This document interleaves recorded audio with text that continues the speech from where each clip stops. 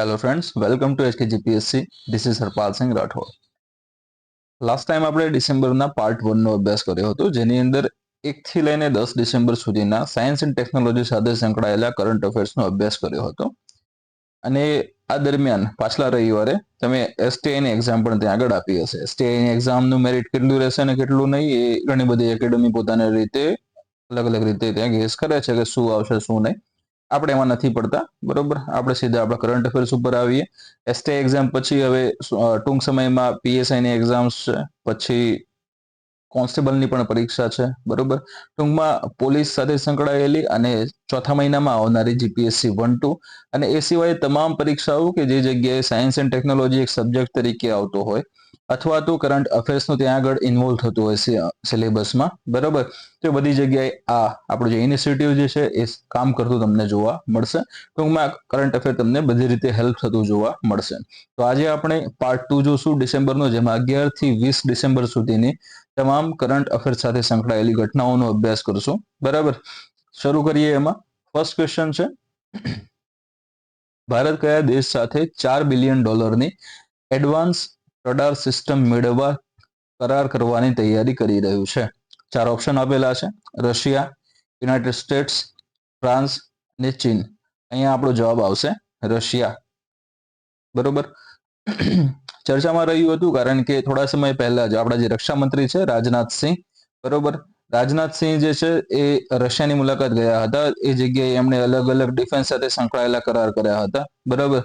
એ સાથે આ જે રડાર છે, જે એડવાન્સ રડાર અને કહેવામાં આવે છે, એ ચર્ચામાં આવ્યું હતું, બરોબર. આ રડારની વાત કરવામાં આવે તો રશિયા જે છે, રશિયાના ખૂણે આ રડાર લાગેલા આપણને જોવા મળે છે.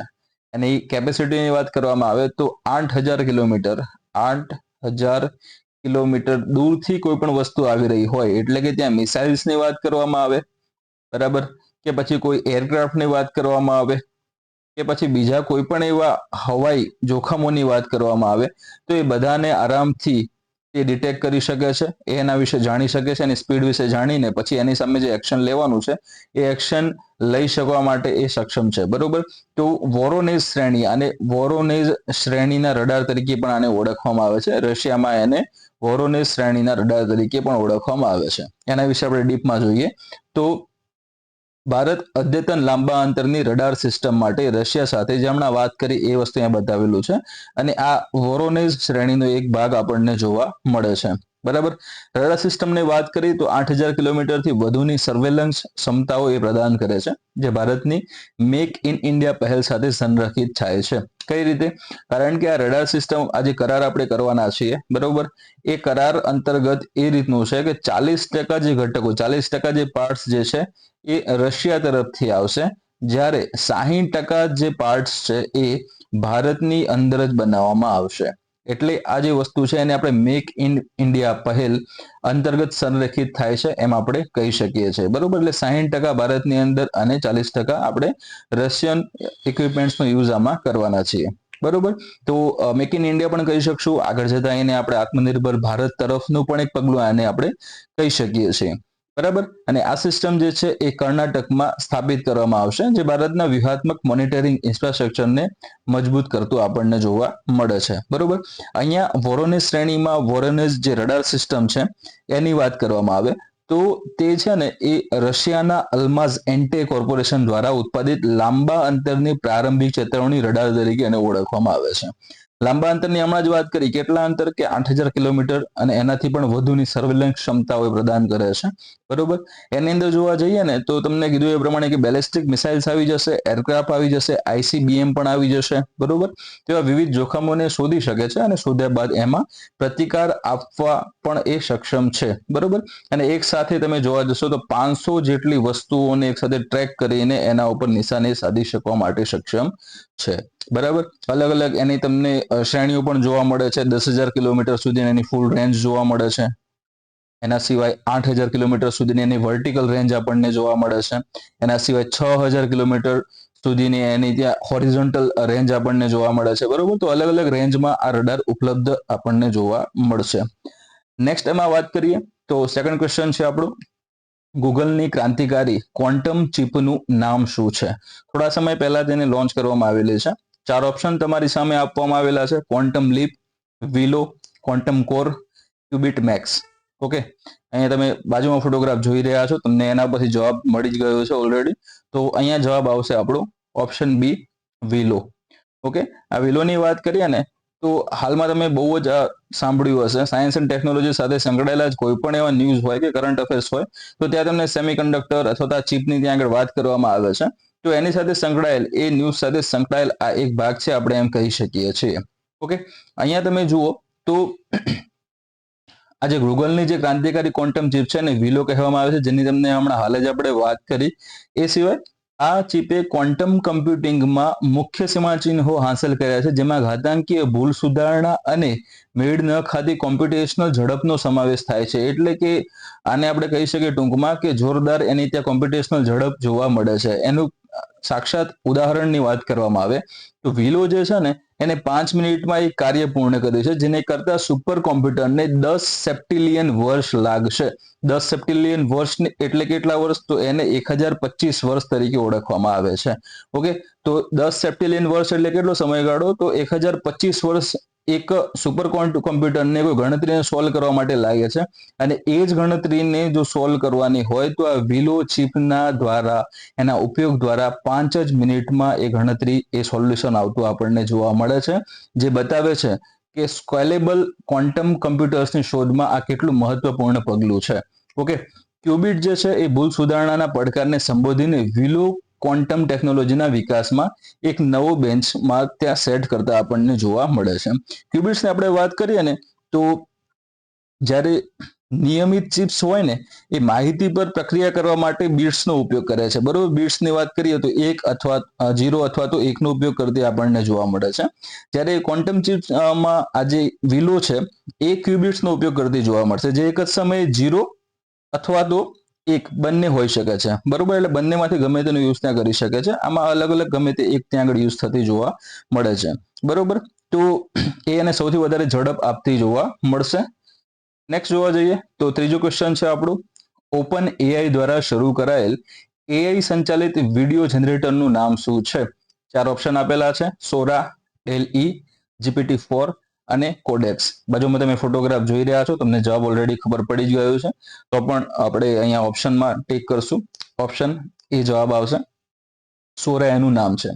બરાબર, તો આને લોન્ચ કોના દ્વારા કરવામાં આવેલું છે? તો કે ઓપન એઆઈ દ્વારા આને લોન્ચ કરવામાં આવેલું છે, શરૂ કરવામાં આવેલું છે. નામ શું છે? તો કે સોરા છે. કામ શું કરે છે? તો આ એક એઆઈ સંચાલિત વિડીયો જનરેટર છે. એઆઈ સંચાલિત એટલે કઈ રીતે? તો text two video. Okay, text two video generator છે. એટલે સિમ્પલ વસ્તુ છે. આમાં કેવું કે તમારે કોઈ પણ ત્યાં શબ્દો અથવા તો કોઈ પણ સેન્ટેન્સ અથવા વાક્ય ત્યાં લખવાનું છે, એ વાક્યને એ સીધું વિડીયોની અંદર જનરેટ કરી નાખશે. બરોબર, જેમ કે તમે કોઈ પણ એવી સ્ટોરી ત્યાં લખો છો કે XYZ ગામ છે, XYZ ગામમાં XYZ વ્યક્તિ ત્યાં રહેતા હતા. બરોબર, અને એમના જીવનશૈલી વિશે તમે ત્યાં આગળ નોંધ આપેલી હોય, અને નોંધ આપ્યા બાદ તમે ત્યાં એન્ટર કરીને એમ કહો છો કે જનરેટ, આના પર વિડીયો જનરેટ કરો, તો આ ઓપન એઆઈ જે છે એના દ્વારા, એટલે સોરા જે છે ત્યાં વિડીયો આખો એ પ્રમાણે જનરેટ કરશે, જે પ્રમાણે તમે એને ઇન્ફોર્મેશન આપી હશે. બરોબર, એટલે ટૂંકમાં આપણે એને કહી શકીએ કે ટેક્સ્ટ ટુ વિડીયો જનરેટર તરીકે આપણે એને ઓળખીએ છીએ. હાલમાં પણ તમે ત્યાં જોવા જશો ને તો થોડા સમય પહેલા જ અરવિંદ કેજરીવાલનો વિડીયો આવ્યો હતો બાબા સાહેબ આંબેડકરની સાથે. બરોબર, તો એની અંદર બાબા સાહેબ આંબેડકર એમને આશીર્વાદ આપતા જોવા મળે છે, અને એની સાથે વાતચીત થતી આપણને થતી જોવા મળે છે. બરોબર, તો આ પણ એક એઆઈ નો ઉપયોગ કરીને, જે વિડીયો જનરેટર જે છે એનો ઉપયોગ કરીને બનાવવામાં આવેલો એક વિડીયો છે. ને આ સિવાય પણ ઘણા બધા વિડીયોઝ બનતા આપણને જોવા મળે છે. તો આ જે એક વસ્તુ છે એમાં તમે જોવા જશો ને તો પોઝિટિવ અને ઇફેક્ટ તમે જોશો તો ઘણી બધી જોવા મળે છે સમાજ ઉપર, અને નેગેટિવ ઇફેક્ટ તમે જોવા જાઓ તો એ ડિફેક્ટ્સ તમને જોવા મળશે. બરોબર, અને એ સિવાય પણ ઘણી બધી નેગેટિવ ઇફેક્ટ જોવા મળે છે. તો એ વિશે પણ સોરાએ એમાં સ્ટેપ લીધેલા છે, એમાં સિક્યુરિટી માટેના સ્ટેપ્સ એમાં લીધેલા છે. એ વિશે આપણે થોડું ડીપમાં જોઈએ તો ઓપન એઆઈ એ વાસ્તવિક વિડીયો બનાવવા માટે રચાયેલ આ એઆઈ સંચાલિત વિડીયો જનરેટર છે. નામ છે સોરા, એને લોન્ચ કરેલું છે. આ ઉચ્ચ ગુણવત્તાવાળી એટલે કે હાઈ ડેફિનિશન વિડીયોની વાત કરવામાં આવે છે, HD વિડીયો જેને આપણે કહીએ છીએ. તો એ સામગ્રી એ બનાવે છે. કઈ રીતે? તો એને ટેક્સ્ટ તમે આપો અને સામે HD વિડીયો ત્યાં આગળ બનાવી આપશે. બરોબર, એના પછી કે આજે સોરા છે લોકોના નિરૂપણ કેવી રીતે કરી શકે છે, અને નૈતિક ચિંતાઓ, ડિફેક્ટ્સના સંભવિત જોખમો, આને સંબોધિત કરવા પર પ્રતિબંધો સાથે આવે છે. એટલે મેં તમને થોડી વાર પહેલા કીધું એ પ્રમાણે કે પોઝિટિવ એના પોઈન્ટ્સ છે એ આપણને હેલ્પફુલ થતા જોવા મળે છે. નેગેટિવ પોઈન્ટ છે તો એનું સમાધાન કઈ રીતે કરવું છે તો એ પણ એની અંદર સમાવેશ છે જ. ઓકે, તો આ ટૂલનો હેતુ જે છે એ વિવિધ ઉદ્યોગોમાં વિડીયો કન્ટેન્ટ બનાવવા માટે અદ્યતન ક્ષમતાઓ પ્રદાન કરવાનો અને ટેકનોલોજીનો જવાબદાર ઉપયોગ પણ સુનિશ્ચિત કરવાનો જોવા મળે છે. બરોબર. અને હાલમાં તમે જોવા જાઓ તો આજે સોરા જે છે એ પ્રીમિયમ ચેટ જીપીટી સબસ્ક્રાઇબર માટે ઉપલબ્ધ છે, જેઓ વ્યાપક વિડીયો પ્રોડક્શન કૌશલ્યની જરૂરિયાત વિના તેમની સર્જનાત્મકતાનું અન્વેષણ કરી શકે છે. ઓકે, નેક્સ્ટ જોઈએ એમાં તો આપણા કોર્સિસની ઓલરેડી વાત કરેલી છે એ પ્રમાણે અગાઉના પણ લેક્ચર્સમાં મેં આની વાત કરેલી છે કે 3 કોર્સ આપણે લોન્ચ કરી રહ્યા છે. કે યુપીએસસી માટે સાયન્સ એન્ડ ટેકનોલોજી, જીપીએસસી 1-2 માટે સાયન્સ એન્ડ ટેકનોલોજી અને એસટીઆઈ મેઇન્સ માટે સાયન્સ એન્ડ ટેકનોલોજી. ઓકે, આજે યુપીએસસી માટે જે સાયન્સ એન્ડ ટેકનોલોજીનો કોર્સ લોન્ચ થયો છે, જાન્યુઆરીથી એના લેક્ચર્સ ચાલુ થવાના છે. આ 3 કોર્સના હાલમાં રજીસ્ટ્રેશન ચાલુ છે. એટલે જે પણ વિદ્યાર્થીઓ આ કોર્સ લેવા માંગે છે એમણે આ જે પ્રોસેસ નીચે આપેલી છે બધા કોર્સની નીચે જે એમને કોર્સ લેવાનો હોય એની નીચે આપેલી જે પ્રોસેસ છે એ પ્રોસેસને ફોલો કરીને રજીસ્ટ્રેશન કરવાનું રહેશે. જાન્યુઆરીમાં આ કોર્સના લેક્ચર શરૂ થઈ જશે. બરોબર. યુપીએસસીના ફીઝની વાત કરવામાં આવે તો આ એઝ ઇટ ઇઝ રહેશે. જ્યારે જીપીએસસી 1-2 માટે જે સાયન્સ એન્ડ ટેકનોલોજી જે છે એ અને એસટીઆઈ માટે જે સાયન્સ એન્ડ ટેકનોલોજી જે છે એ આ બંનેની ફીમાં થોડો ઘણો ઘટાડો કરવામાં આવશે એક ઓફરની અંતર્ગત. બરોબર. તો એ ઓફર ટૂંક સમયમાં આવી રહી છે. એ ઓફર અંતર્ગત આ બંને ફીમાં ઘટાડો થતો જોવા મળશે. તેનો લાભ લઈને પણ તમે આ કોર્સને ખરીદી શકો છો. ત્યારબાદ આની ફીઝ જેટલી હતી એટલી એટલે કે 999 ફરીથી થતી તમને જોવા મળશે. બરોબર. તમામ માહિતી આની અંદર આપેલી છે. સમય કાઢીને અથવા તો વિડીયો તમે પોઝ કરીને આ વાંચી શકો છો. તમારો સમય આમાં વધારે બરબાદ નહીં કરું. આપણે આગળ હવે જઈએ. બરાબર. નેક્સ્ટ ક્વેશ્ચન છે, કઈ સંસ્થાએ વિશ્વનું સૌથી મોટું અને સૌથી વિગતવાર ઉચ્ચ રેઝોલ્યુશન 3D ગર્ભમગજ એટલાસ ધારીણી વિકસાવ્યું છે? 4 ઓપ્શન્સ ત્યાં આગળ આપેલા છે. IIT Kanpur, IIT Madras, IIT Delhi અને આઈઆઈટી બોમ્બે. અહીંયા જવાબ આવશે બી, આઈઆઈટી મદ્રાસ. અહીંયા તમે બાજુમાં ફોટોગ્રાફ જોઈ રહ્યા છો. એક મગજ ત્યાં આગળ આપેલું છે, એને આખી 3D રીતે ઉપસાવવામાં આવેલું છે. એક ત્યાં આગળ સાયન્ટિસ્ટ ઉભેલા છે, એ એના વિશે ત્યાં માહિતી મેળવી રહ્યા છે. બરાબર. તો એકચ્યુઅલમાં કઈ રીતનું છે કે ગર્ભાવસ્થામાં ગર્ભમાં રહેલ જે બાળક જે છે એ બાળકનું જ્યારે મગજનો વિકાસ થઈ રહ્યો હોય છે તો એ મગજનો જ્યારે વિકાસ થઈ રહ્યો હોય છે ત્યારે એના જે 3D પિક્સની વાત કરવામાં આવે, જે 3D ચલચિત્રોની આગળ વાત કરવામાં આવે એ આ એટલાસ એટલે કે ધરીણી દ્વારા એને મેળવવામાં આવેલા છે. અને આ જે પણ ત્યાં આગળ ચિત્રો ઉપલબ્ધ થયા છે એ બધા સર્વ એટલે કે બધા વૈજ્ઞાનિક જગત માટે એને ઓપન ફોર ઓલ એમ કરીને રાખવામાં આવેલા છે, જેથી કરીને બધા વૈજ્ઞાનિકો એનું સરખું અભ્યાસ કરી શકે. બરાબર.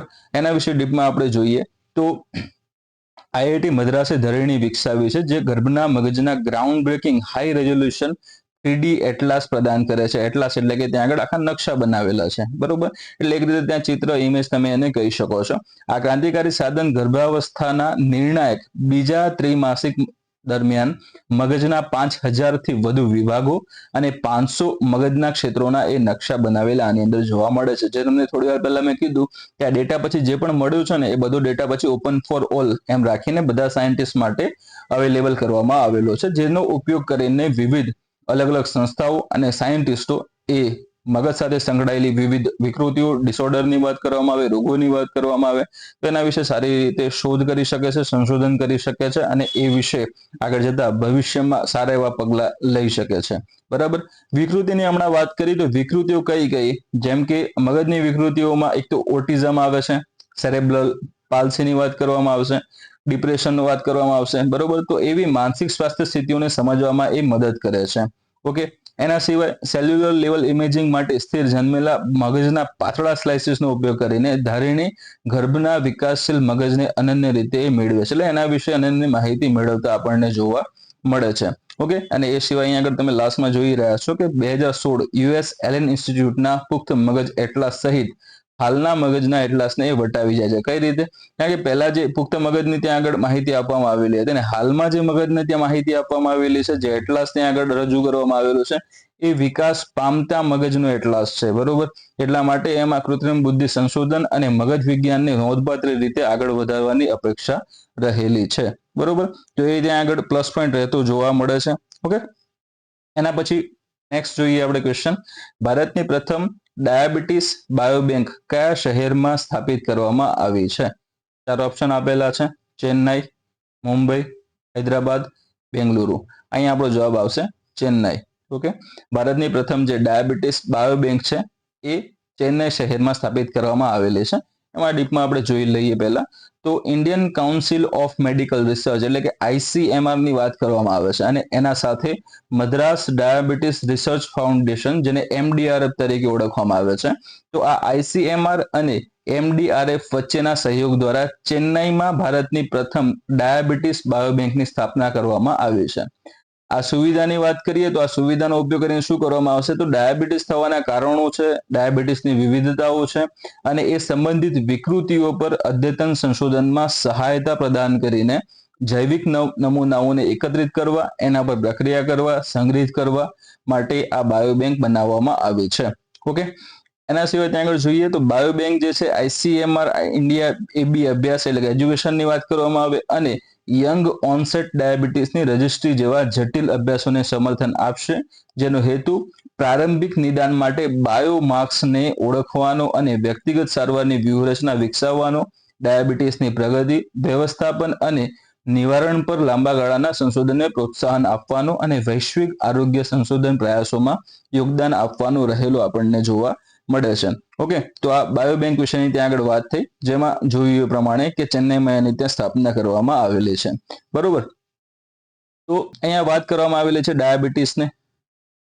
ઓકે, ડાયાબિટીસ તમે જોવા જાવ તો મુખ્યત્વે તમને ત્રણ પ્રકાર હાલમાં અહીંયા જે ચર્ચા કરવામાં આવેલી છે એની અંદર તમે જોશો તો ત્રણ પ્રકારે આપણને જોવા મળે છે. એક છે ટાઈપ 1 ડાયાબિટીસ, બીજું છે ટાઈપ 2 ડાયાબિટીસ અને ત્રીજું તમને જોવા મળશે સગર્ભાવસ્થાની ડાયાબિટીસ. ઓકે, આ ત્રણ પ્રકાર આપણને ખાસ જોવા મળે છે. ડાયાબિટીસની આપણે વાત કરીએ તો સ્પેશિયલી રોગ વિશે જોવા જઈએ તો ડાયાબિટીસ છે એ એક ક્રોનિક રોગ છે જે ત્યારે થાય છે જ્યારે સ્વાદુપિંડ જે છે એ ઇન્સ્યુલિન ઉત્પન્ન કરવામાં અસમર્થ હોય અથવા જ્યારે શરીર ઇન્સ્યુલિનનો અસરકારક રીતે ઉપયોગ કરી શકતું નથી. ઓકે, તો આ ઇન્સ્યુલિન ઉપર સૌથી વધારે એનો દારોમદાર રહેલો આપણને જોવા મળે છે અને એ ઇન્સ્યુલિન છે એ એક હોર્મોન છે જે લોહીમાં શર્કરાના એટલે કે સુગરના સ્તરને નિયંત્રિત કરવામાં મદદ કરે છે.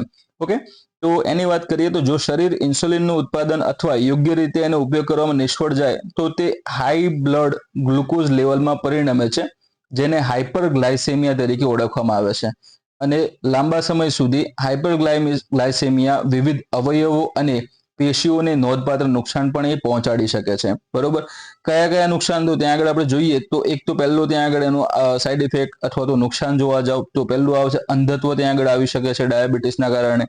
બીજું તમે જોવા જાવ તો કે કિડની ફેલ્યોર ત્યાં આગળ થઈ શકે છે, હાર્ટ એટેક આવી શકે છે, સ્ટ્રોક અને નીચલા અંગના વિચ્છેદન એટલે કે તમે જોજો ઘણી વખતે ડાયાબિટીસ થયું હોય ને તો ડાયાબિટીસના કારણોસર ઘણા બધા લોકોને પગનો અંગૂઠો અથવા તો નીચેના પગ, પગની બધી આંગળીઓ અથવા તો નીચેનો આખું પગ, ઢીંચણમાંથી પગ કાં તો પછી સાથળમાંથી પગ એમ પગ કપાવતા આપણને જોવા મળે છે. બરોબર, કારણ કે ડાયાબિટીસના થવાના કારણોસર ગેંગ્રીનની અસર થાય છે જે હાડકું અને ત્યાં રહેલી ચામડીની વિવિધ જે માંસપેશીઓ છે એની અંદર સડો ઉત્પન્ન કરે છે અને આ સડો પછી ક્રમશઃ આગળ વધતો જતો આપણને જોવા મળે છે. આ સડાને આગળ વધતો અટકાવવા માટે જ જે તે અંગનું વિચ્છેદન કરવામાં આવે છે, એ અંગ દૂર કરવામાં આવે છે.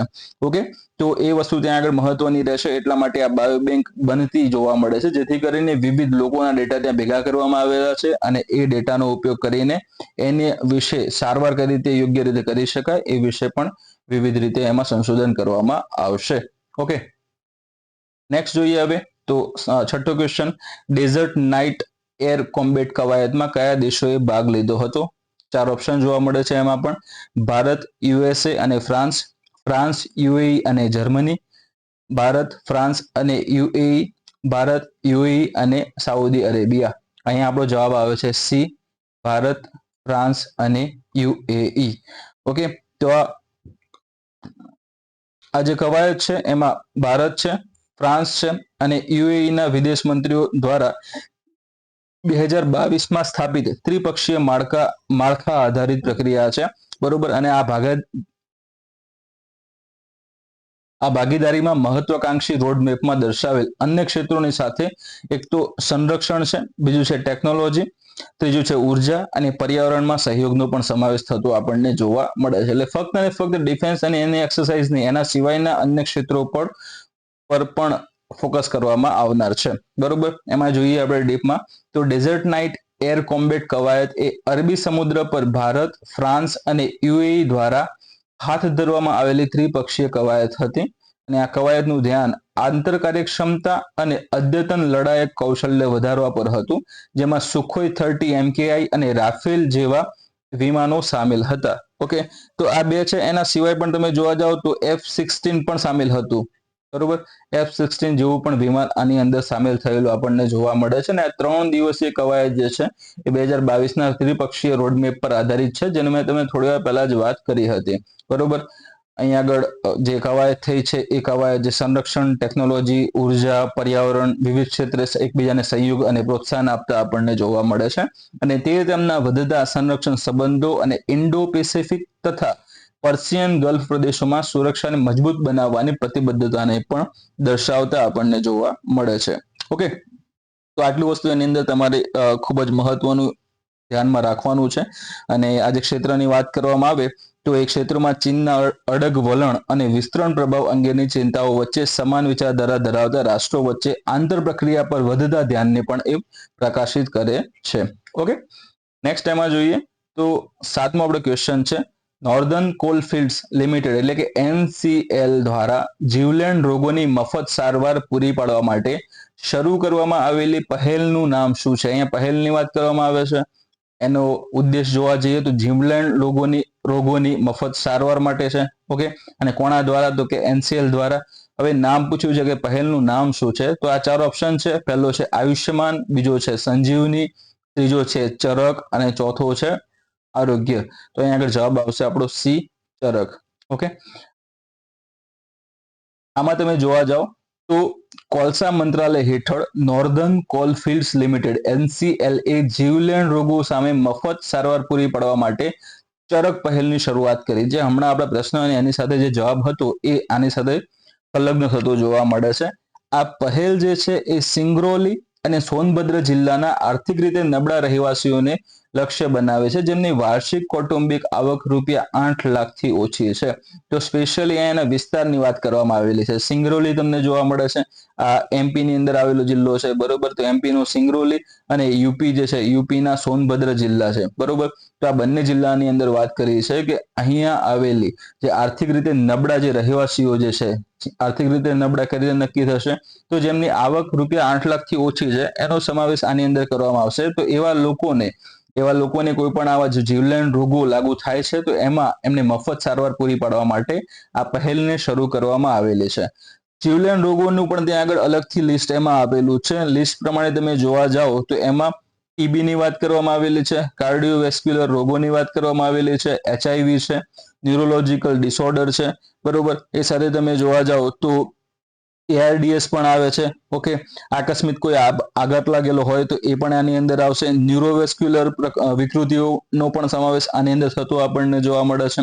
ઓકે, અને છેલ્લે અચાનક જો દ્રષ્ટિ ગુમાવી દે તો એની પણ સારવાર આને અંતર્ગત થતી આપણને જોવા મળશે. તો એ હાલ પૂરતા આ 2 જિલ્લાઓ ઉપર લાગુ કરવામાં આવેલી છે. અને એમાં તમે જોઈ શકો છો કે NCL ની હોસ્પિટલ અથવા દેશભરની વિશિષ્ટ એમ્પેલ્ડ હોસ્પિટલોમાં મફત સારવાર આમાં આપવામાં આવે છે. એટલે સ્પેશિયલી કઈ જગ્યાએ, બધી જગ્યાએ લાગુ કરેલી નથી. આ NCL ની હોસ્પિટલ હશે તો ત્યાં આગળ અથવા તો દેશભરની વિશિષ્ટ જે એમ્પેનલ્ડ જે હોસ્પિટલો છે એની અંદર આ સારવાર આપવામાં આવશે.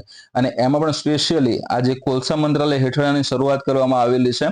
તો આ પ્રોજેક્ટ જે છે એ કોર્પોરેટ સોશિયલ રિસ્પોન્સિબિલિટી એટલે કે CSR, ઇકોનોમિક્સમાં તમે આ CSR ત્યાં આગળ ભણ્યા હશો. બરોબર, એ CSR છે. તો CSR પર NCL ના સતત ફોકસને હાઇલાઇટ કરે છે, ખાસ કરીને હેલ્થકેરમાં, જેનો હેતુ સંવેદનશીલ સમુદાયોની સુખાકારીમાં સુધારો કરવાનો છે. ઓકે, તો આ પ્રમાણે આ ન્યૂઝ ત્યાં બનતા આપણને જોવા મળ્યા હતા. નેક્સ્ટ ક્વેશ્ચન છે, ક્લિનેક્સ નૌકા કવાયતની 2024 આવૃત્તિ ક્યાં યોજાશે? 4 ઓપ્શન છે, મુંબઈ, ચેન્નઈ, વિશાખાપટ્ટનમ અને કોલંબો. અહીં આગળ આપણો જવાબ આવશે વિશાખાપટ્ટનમ. ઓકે, સ્લીનેક્સ ની વાત કરવામાં આવે તો SL નો મતલબ અહીંયા આગળ શ્રીલંકા થશે, IN નો મતલબ અહીંયા આગળ થશે ઇન્ડિયા, અને X એટલે કે એક્સરસાઇઝ ત્યાં થતું આપણને જોવા મળે છે. બરોબર, બંને તરફના તમે અધિકારીઓને અહીંયા આગળ જોઈ રહ્યા છો. ઓકે, આમાં ડીપમાં આપણે જોઈ લઈએ ડાયરેક્ટલી. તો શ્રીલંકા ભારત વચ્ચેની નૌકા કવાયત જે સ્લીનેક્સ તરીકે ઓળખવામાં આવે છે, એની જે કવાયત હતી, આ જે આવૃત્તિ હતી 2024ની, એ 17 થી 20 ડિસેમ્બર દરમિયાન વિશાખાપટ્ટનમમાં યોજાઈ હતી. ઓકે, 2005માં શરૂ થયેલી આ વાર્ષિક કવાયતનો હેતુ ભારત અને શ્રીલંકાના નૌકાદળ વચ્ચે દરિયાઈ સહયોગને મજબૂત કરવા અને આંતર કાર્યક્ષમતા વધારવાનો છે, જેનું તમે હાલ જ રિઝલ્ટ જોયું હશે. પુષ્પા 2 મૂવી આવી હતી, બરોબર ને? તો પુષ્પા 2 ની અંદર તમે જોયું હતું કે પુષ્પાભાઈ હતા એ પેલા ચંદનના ગાડા બનાવીને ભારતની જે ટેરિટરી જે છે, સામુદ્રિક જે સરહદ છે, એને પાર કરીને શ્રીલંકાની સરહદમાં ત્યાં ઘૂસી જાય છે, અને આપણા પેલા શેખાવતભાઈ છે બિચારા, એ એની અંદર ઘૂસી શકતા નથી. કેમ? કારણ કે ત્યાં આગળ એની જે મેરીટાઈમ ફોર્સિસ જે છે શ્રીલંકાની, એ આવી જાય છે અને એને રોકે છે કે ભાઈ તું આ બાજુ કેમ આવે છે. પેલો કહે છે મારો અહીં આગળ જે અહીંથી ચોરી કરીને ગયેલો ચોર એટલે કે પુષ્પા એ ત્યાં આગળ છે, એટલે મારે પકડવું છે. કે ના ભાઈ, એ મેળ નહીં આવે, આ અમારી ટેરિટરી છે, અહીંયા તમારે આવવા માટે કાગળિયા કાર્યવાહી કરવી પડશે, ત્યારે તમે પુષ્પા ભાવને પકડી શકશો. બરોબર, તો આ કંઈક એવી જ વાત છે. તો એવી બધી કોઈ પણ સિચ્યુએશન છે, તો એ સિચ્યુએશનમાં પણ એ પોતે આગળ આવીને આંતર કાર્યક્ષમતા દ્વારા અથવા તો એકબીજાને હેલ્પફુલ કઈ રીતે થઈ શકે છે, એનો પણ આની અંદર અભ્યાસ કરવામાં આવેલો છે. ઓકે, એમાં તમે જોવા જાઓ ને તો આ જે કવાયત જે થઈ હતી, એ કવાયત મુખ્યત્વે તમને બે ભાગમાં જોવા મળે છે. એક તો પેલો હાર્બર ફેઝ આવે છે અને બીજું સી ફેઝ. આ બંને કઈ રીતનું હોય છે, અગાઉ મેં ઓલરેડી તમને અગાઉના કરંટ અફેર્સમાં જણાવી દીધું છે. તમે એકવાર અગાઉના કરંટ અફેર્સ જોઈ લેજો, એ પણ ઇમ્પોર્ટન્ટ છે. ઇમ્પોર્ટન્ટ એટલા માટે કીધા કે ઓલરેડી STIની પરીક્ષામાં પણ આમાંથી આપણું ઘણું કરંટ અફેર ત્યાં પૂછાયું હતું. બરાબર, તો આજે બે તબક્કામાં આ એક્સરસાઇઝ યોજાતી આપણને જોવા મળે છે, જે પ્રાદેશિક દરિયાઈ સુરક્ષાને પ્રોત્સાહન આપવા અને દ્વિપક્ષીય સંબંધોને મજબૂત કરવા પર ધ્યાન કેન્દ્રિત કરે છે. આની અંદર સહભાગી એકમો તમે જોવા જાઓ તો એક તો ભારત અને બીજું તમને જોવા મળ્યું અહીંયા આગળ શ્રીલંકા. ઓકે, ભારત અને શ્રીલંકાની વાત કરીએ તો ભારત તરફથી ભારતીય નૌકાદળનું જે જહાજ છે INS Sumitra, okay, INS Sumitra જે એક પૂર્વી ફ્લેટનું નેવલ ઓફશોર પેટ્રોલ વેસલ છે. બરોબર, તો INS સુમિત્રા અને સ્પેશિયલ ફોર્સિસની ટીમ સાથે એને ભાગ લીધો હતો. શ્રીલંકાની વાત કરીએ તો શ્રીલંકાનું જે SLNS સયુરા, ઓકે, તો SLNS સયુરા જે છે એ એક ઓફશોર પેટ્રોલ વેસલ છે શ્રીલંકાનું. એને પણ પોતાની સ્પેશિયલ ફોર્સિસ સાથે આ કવાયતની અંદર ભાગ લીધો હતો. બરોબર, તો બે તબક્કાની અંદર આપણે આ કવાયત ત્યાં પૂર્ણ કરી હતી, અને એની અંદર જે વિવિધ આપણે હમણાં લાસ્ટમાં જોઈએ એ પ્રમાણે કે એ દરિયાઈ સુરક્ષાને પ્રોત્સાહન આપવા અને દ્વિપક્ષીય સંબંધોને મજબૂત કરવા પર ધ્યાન કેન્દ્રિત કર્યું હતું. ઓકે, નેક્સ્ટ હવે જોઈએ એમાં તો 2025 સુધીમાં ઓછી આવક ધરાવતા દેશોમાં પહોંચવાની ધારણા હેઠળ ઇન્જેક્ટેબલ HIV નિવારણ દવાનું નામ શું છે? અહીં આગળ વાત કરેલી છે પહેલું તો 2025 સુધીમાં, અને બીજી જે વાત કરેલી છે એ છે ઓછી આવક ધરાવતા દેશોમાં. ઓકે, તો HIV નિવારણ દવાનું ત્યાં આગળ નામ પૂછેલું છે કે એનું નામ શું છે? ચાર ઓપ્શન આપેલા છે: લેનાકાપાવિર, ટ્રુવાડા, બેક્ટેગ્રાવિર અને ડેસ્કોવી. અહીંયા આગળ આપણો જવાબ આવશે એ લેનાકાપાવિર. બરાબર, એમાં ડીપમાં જોઈએ આપણે તો લેનાકાપાવિર છે એ એક ઇન્જેક્ટેબલ HIV નિવારણ દવા છે, જે 2025 સુધીમાં ઓછી આવક ધરાવતા દેશોમાં ઉપલબ્ધ થવા માટે લક્ષ્યાંકિત છે, જેમાં FDA અને WHO તરફથી નિયમનકારી મંજૂરીઓ બાકી છે. એટલે હવે આ પ્રક્રિયા ટૂંકમાં પૂર્ણ થવાના આરે છે, અને પછી પૂર્ણ થઈ જાય એટલે પછી ઓછી આવક ધરાવતા દેશોમાં એ પછી ઉપલબ્ધ એને કરાવવામાં આવશે. બરોબર, હાલમાં યુએસમાં તેનો ઉપયોગ ઊંચી કિંમતે ડ્રગ પ્રતિરોધક HIV માટે કરવામાં આવે છે. ગ્લોબલ ફંડ અને પેફર જેવી સંસ્થાઓના સહયોગી પ્રયાસોનો હેતુ સંસાધન મર્યાદિત પ્રણાલીઓમાં તેને સસ્તું અને સુલભ બનાવવાનો છે. ઓકે, તો અહીંયા તમે જોયું એ પ્રમાણે કે આ જે હાલમાં આ જે દવા જે છે એ ત્યાં યુએસમાં ત્યાં મળી રહી છે. બરોબર, પરંતુ એની ઊંચી કિંમતો હોવાના કારણોસર એ ફક્ત યુએસ પૂરતી સીમિત રહી ગઈ. એને યુએસ સિવાય વિશ્વના અન્ય દેશોમાં પણ સ્પષ્ટ અહીં આગળ વાત કરેલી છે કે ઓછી આવક ધરાવતા દેશોમાં ઉપલબ્ધ કરાવી હોય તો શું કરવું જોઈએ? તો એવા વખતે અહીં આગળ ગ્લોબલ ફંડ અને પેફેર જેવી સંસ્થાઓ છે એ આગળ આવે છે, અને સહયોગી પ્રયાસ દ્વારા સંસાધન મર્યાદિત પ્રણાલીઓ દ્વારા એને સસ્તી અને સુલભ બનાવવાનો પ્રયત્ન કરવામાં આવ્યો છે. એટલે કે ટૂંકમાં પોતાના તરફથી આ ફંડ આપશે અને પછી એમ કહેશે કે તમે ભાઈ લોકોને અથવા તમારા જે પણ આ દર્દીઓ છે દર્દીઓને ઓછા ભાવે તમે આ દવાને વેચો, બરોબર. તો એવી જ કંઈક વાત આની અંદર થતી જોવા મળે છે. ઓકે, નેક્સ્ટ જોઈએ હવે. વિયેતનામ કોસ્ટગાર્ડ જહાજ CSB 8005 એ ભારત સાથે સહકાર કવાયત માટે કયા શહેરની મુલાકાત લીધી હતી? 4 ઓપ્શન છે એમાં: કોચી, ચેન્નાઈ, વિશાખાપટ્ટનમ અને મુંબઈ. અહીંયા આગળ આપણો જવાબ આવશે એ, કોચી. ઓકે, અહીંયા આગળ તમે વિયેતનામ કોસ્ટગાર્ડ જે જહાજ જે છે CSB 8005 તમે ત્યાં જોઈ શકો છો, બરોબર. એને ત્યાં કોચીની મુલાકાત લીધી હતી અને કોચીની મુલાકાત લીધા બાદ ત્યાં આગળ જે વિયેતનામ કોસ્ટગાર્ડ છે એટલે કે એમના જે VCG ની વાત કરવામાં આવે, વિયેતનામ કોસ્ટગાર્ડ છે, અને ભારતના વાત કરીએ તો ઇન્ડિયન કોસ્ટગાર્ડ એટલે કે ICG છે, બરોબર. તો આ બંને વચ્ચે આ સહકાર વધુ ત્યાં આપણને જોવા મળ્યો હતો અને આ 4 દિવસીય આ જે એક્સરસાઇઝ જે હતી એ 4 દિવસને ચાલી હતી. તો આ 4 દિવસીય મુલાકાતમાં દરિયાઈ સુરક્ષા સહયોગમાં સુધારો કરવાના હેતુથી વિવિધ પ્રવૃત્તિઓ ત્યાં યોજાઈ હતી. ઓકે, તો આ વસ્તુ ત્યાં આગળ મહત્વની રહેશે. આ બંને વચ્ચે સંકલન વધે ને ખાસ એટલા માટે જ આ આયોજન કરવામાં આવ્યું હતું. એના વિશે આપણે ડીપમાં જોઈએ તો વિયેતનામ કોસ્ટગાર્ડ શિપ CSB 8005 એ ભારત અને વિયેતનામ વચ્ચે દરિયાઈ સહયોગ વધારવાના ઉદ્દેશ્યથી સહયોગ હોપટેક કવાયતમાં ભાગ લેવા માટે કોચીની મુલાકાત લીધી હતી. કવાયત એટલે કે એક્સરસાઇઝનું નામ શું છે? તો સહયોગ હોપટેક એનું ત્યાં નામ છે. વિયેતનામ અને ભારત આ કવાયત યોજતા આપણને જોવા મળે છે અને આ 2024 વાળી જે કવાયત છે એ કઈ જગ્યાએ? તો કે કોચી ખાતે યોજાતી આપણને જોવા મળી છે.